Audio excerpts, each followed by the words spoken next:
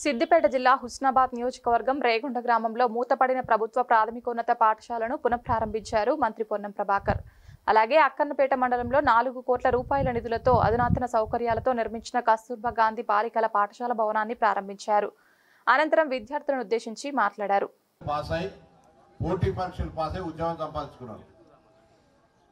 తల్లిదండ్రులతో పాటుగా సమానంగా మాతృదేవోభవ పితృదేవోభవ గౌరవం పొందేటువంటి మీరు పిల్లల యొక్క భవిష్యత్తును నల్ల సుజాత చెప్పినట్టుగా చదువుకు సంబంధించినటువంటి మంచి చదువు చదివిపిస్తే మిగతా పిల్లలు కూడా వాళ్ళ తల్లిదండ్రులు ఇది తీసుకొచ్చేటువంటి పరిస్థితి ఏర్పడాలి.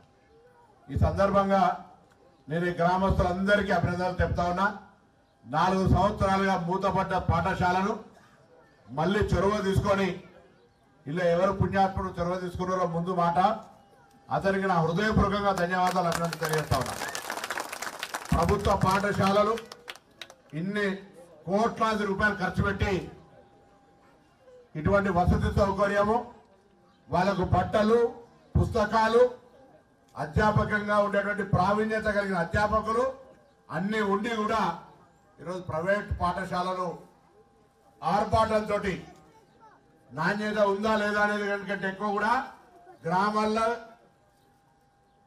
గవర్నమెంట్ స్కూల్లో చదువుతున్నా అని నామోషి అనేది పెట్టుకొని మేమందరం గవర్నమెంట్ స్కూల్లో చదివిన వాళ్ళం వేయాల. మేము ప్రైవేట్ స్కూల్లో చదవలే కాబట్టి నేను ఒకటే కోరుతా ఉన్నా, గ్రామాల్లో రాంగరంగ కలెక్టర్ గారితో అదేవిధంగా అడిషనల్ కలెక్టర్ గారితో ఆర్టీఓ డిఓ అందరితో మాట్లాడుకుంటూ వచ్చాం. నేను ఈ సందర్భంగా ఈ నియోజకవర్గ శాసనసభ్యుడిగా రాష్ట్ర ప్రభుత్వ పక్షాన గౌరవ ముఖ్యమంత్రి గారే స్వయంగా విద్యాశాఖ మంత్రి ఎక్కడైతే స్కూల్లో గ్రామాల్లో ప్రభుత్వ పాఠశాలలు ఉన్నాయో ఆ పాఠశాలలు జరిగే సందర్భంగా ఆ ఊర్లో ఉన్నటువంటి పెద్ద మనుషులు, అధ్యాపక వర్గం ప్రైవేట్ స్కూల్ బస్సు ఆ ఊర్లోకి రానియకుండా ఆ ఊర్లో ఉన్న పిల్లలందరినీ ఆ స్కూల్లోనే జాయిన్ చేసి చదివిస్తే ఆ ఊర్లో ఉన్న పాఠశాల సమస్యతో పాటుగా ఆ ఊర్లో మీరు అందరూ కలిసి గ్రామస్తులు తీర్మానం చేసి సూచించే 5 పనులను వెంటనే పూర్తి చేసే విధంగా మా బాధ్యత అందరి మాటను మనం చేస్తాం.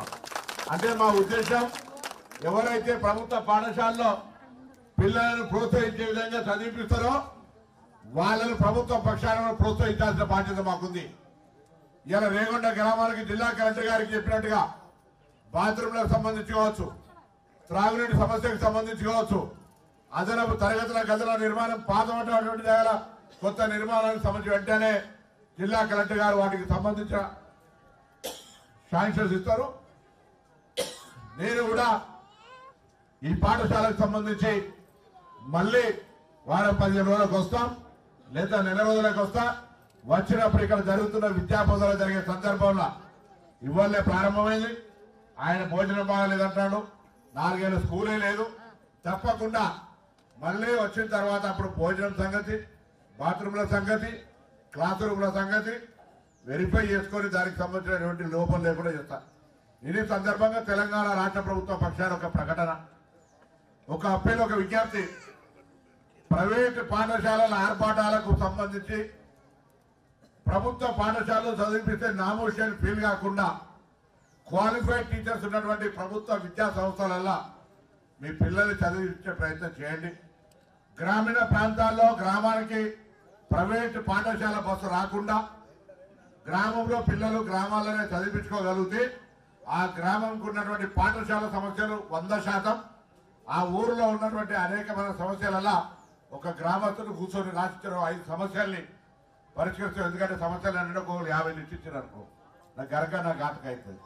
తప్పకుండా ఒక 5 సమస్యల్ని పరిష్కారం చేస్తాం, విశ్వసించండి.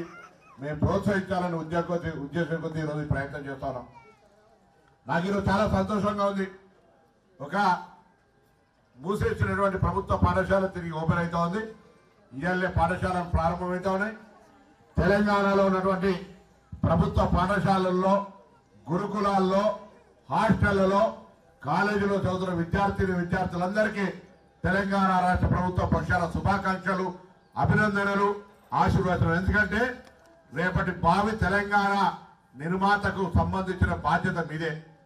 ఈరోజు శ్రమపడి చదువుకునే తెలంగాణ సమాజంలో డాక్టర్లు కావచ్చు, వకీళ్లు కావచ్చు, ఇంజనీర్లు కావచ్చు, ఐఏఎస్లు కావచ్చు, ఐపీఎస్లు కావచ్చు, లేదా ఇతరత్ర అనేకమైనటువంటి వృత్తులలో భవిష్యత్తు మీదే కాబట్టి ఈరోజు తెలంగాణ ఈ 2025-26 విద్యా సంవత్సర ప్రారంభం సందర్భంగా నిన్ననే వ్యవసాయానికి ఏరువాక పౌర్ణమితోటి వ్యవసాయాన్ని ప్రారంభించుకున్నాం. ఇవాళ మనం విద్యా సంవత్సరాన్ని ప్రారంభించుకుంటూ ఉన్నాం. ఈ విద్యా సంవత్సరం ప్రారంభం సందర్భంగా ప్రతి విద్యార్థికి వాళ్ళ తల్లిదండ్రులకు అధ్యాపక వృత్తిలో ఉన్న ప్రతి ఒక్క టీచర్కు లేదా అధ్యాపకేతర సిబ్బందికి అందరికీ కూడా హృదయపూర్వకంగా అభినందనలు. కష్టపడండి.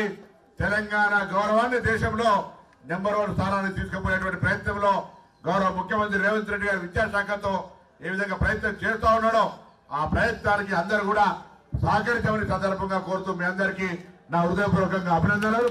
ఈ పాఠశాలకు సంబంధించిన అధ్యాపకులు మరొక్కసారి ఈ యొక్క గ్రామ పెద్దలందరినీ నా హృదయపూర్వకంగా అభినందిస్తా ఉన్నా. ఈ పాఠశాల రేపు రోల్ మోడల్ కావాలి.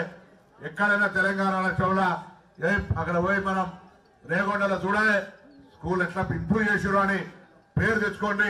ఆ నల్ల సుజాత అడిగినట్టుగా ఎడ్యుకేషన్ స్టాండర్డ్స్ చదువులకు సంబంధించినటువంటి ఒక క్వాలిటీ తల్లిదండ్రులను సంతృప్తి పరిచే విధంగా ఉండాలని నేను కోరుతా ఉన్నా. ఆకాంక్షను నెరవేర్చినప్పుడు మీకు కూడా గౌరవం, ఆ గౌరవాన్ని పెంపొందించుకునే దిశలో అధ్యాపకులు పనిచేయాలని కోరుతూ మరొకసారి అందరికీ నా హృదయ